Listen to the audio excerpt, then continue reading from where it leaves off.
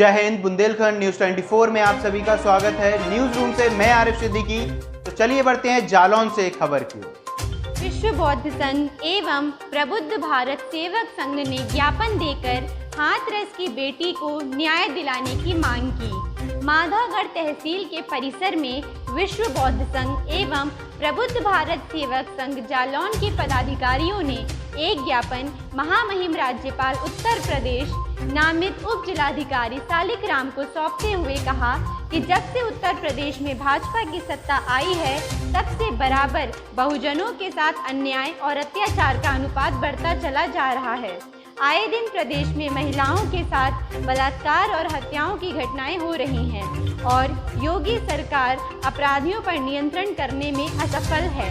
अभी हाल में ही 14 सितंबर को हाथरस में एक दलित लड़की मनीषा वाल्मीकि के साथ कुछ लोगों ने गैंगरेप कर उसकी जीभ काटी व रीढ़ की हड्डी भी तोड़ी। शारीरिक प्रताड़ना के कारण उसकी मौत हो गई। साक्ष्य मिटाने के उद्देश्य से पुलिस प्रशासन डीएम एसपी ने अमानवीय कृत्य करते हुए परिजनों के बिना अनुमति के जबरन रात्रि में 1 बजे दाह संस्कार करा दिया।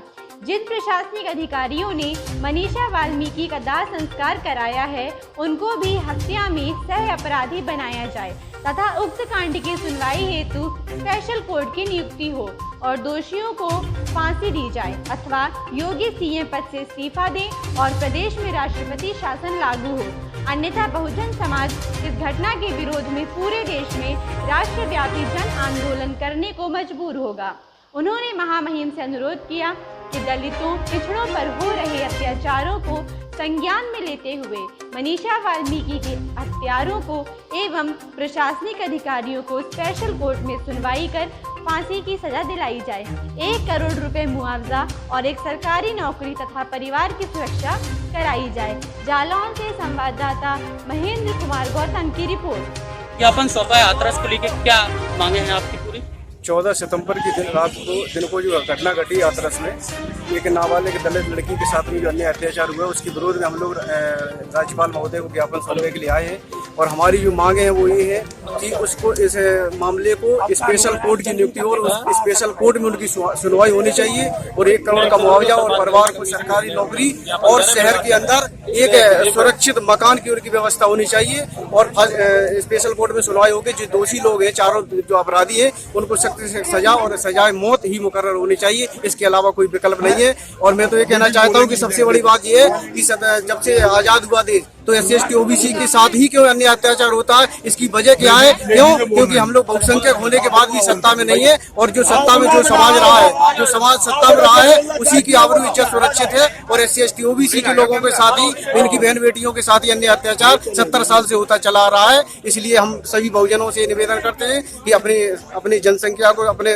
संगठित करके उस प्रदेश की सत्ता पे बहुजन समाज पार्टी का नेतृत्व होना चाहिए। उनके नेतृत्व में सरकार बननी चाहिए उत्तर प्रदेश में, पूरे भारत में। यही मेरा कहना है। भाजपा सरकार है, ये पूरे सुनियोजित तरीके से पूरे प्रदेश में यहाँ के SC/ST OBC के लोगों के साथ अत्याचार ढा रही है। ये पूरे देश में मनुस्मृति लागू करना चाहती है और उसी हिंदू व्यवस्था के साथ जो यहाँ के लोग हैं उनके साथ शोषण, अत्याचार, अन्याय, जुल्म ये ढाने का काम कर रही है। वो उनके पूरे दिमाग में पूरे प्लानिंग के साथ वो हर जगह प्रदेश के सारे डिस्ट्रिक्ट में अगर उठा के देख लिया जाए तो हजारों ऐसी घटनाएं हैं जो सामने नहीं आ पा रही हैं। मैं बहन मनीषा के साथ में, ये तो आप मीडिया वालों का बड़ा शुक्रगुजार है ये समाज कि बड़े जोर शोर से इस मुद्दे को उठाया ताकि हम लोग तक ये मुद्दा आया और हम लोग उस न्याय के लिए लड़ पाए और हम लोग की जानकारी में आया। नहीं तो प्रदेश में हजारों ऐसी घटनाएँ हैं, ऐसी बहन बेटियों के साथ दुराचार, अत्याचार होने के बाद बलात्कार और उनका हत्याकांड होता है और वो पता नहीं चल पाता है इस प्रशासन के माध्यम से। अभी यहाँ पे जालौन डिस्ट्रिक्ट में ही जो है एक लड़ऊपुरा गांव है, उसमें पाल समाज की बेटी को के साथ रेप किया गया और उसकी आज तक कोई FIR नहीं लिखी गई। बहुत बड़ा अन्याय हो रहा है। बिल्कुल सोची समझी प्लानिंग के तहत ये लोग काम कर रहे हैं। इसलिए इन गद्दारों को तो जो है सरकार में रहने का कोई हक ही नहीं है, बिल्कुल अधिकार ही नहीं है। इनको हर कीमत में सरकार से बाहर होना चाहिए। यही हमारी सबसे बड़ी मांग है और मुख्य मांग है। सर, हाथरस को लेके आप लोगों ने ज्ञापन सौंपा है आज जिलाधिकारी, तो क्या आपकी मांगे हैं? क्या पहली बात तो ये है कि आजकल जो है चेहरा देख करके लोगों को न्याय मिलता है। जब से बीजेपी की गवर्नमेंट आई है तो जनता में आम धारणा ऐसी बन गई है कि अगर लोग सबल हैं तो उनको न्याय मिलेगा, तो उनके अधिकारों को उनको मिलेगा, अन्यथा की स्थिति में आपको न्याय नहीं मिल रहा, आपके अधिकार आपसे धीरे धीरे करके छीने जा रहे हैं। हम लोगों की मात्र यही मांग है कि अगर बालिका के साथ में चूँकि गलत हुआ है तो उसके साथ में न्याय होना चाहिए, उसके जो दोषी हैं उनको कानून के तहत जो भी सज़ा मिलनी चाहिए तो वो उनको मिले, और अन्याय हुआ इसलिए उनको जो है पारितोषिक के रूप में उनको कुछ मिलना भी चाहिए। बालिका के मनीषा के परिवार वालों को कुछ मिलना भी चाहिए, इसलिए हमारी मांग है कि 1 करोड़ रुपए परिवार के सदस्य को एक सरकारी नौकरी, जिससे उनका सम्मानजनक जीवन यापन हो जाए। चाचा, हाथरस को लेके आपने जो मांगे की हैं आज उपजिलाधिकारी से, क्या है पूरा, क्या कहना चाहते हैं? हमारा जिलाधिकारी से तो विशेष कहना नहीं है, लेकिन इस गवर्नमेंट से ज़रूर बहुत कुछ कहना है। इस भाजपा गवर्नमेंट ने तो संविधान की रीत रिवाजों को धज्जियों में बांध दिया है। क्या यह सत्य है कि किसी परिवार की बच्ची खत्म हुई हो और उसके माँ बाप भी उसके अंत्येष्टि में शामिल ना हो पाए?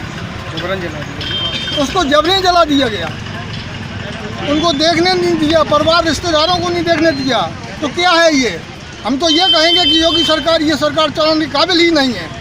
इनको कोई पता ही नहीं कि परिवार में क्या होता है, क्या परिवार का बंधन होता है, क्योंकि इनको पता ही नहीं, इनके परिवार है ही नहीं।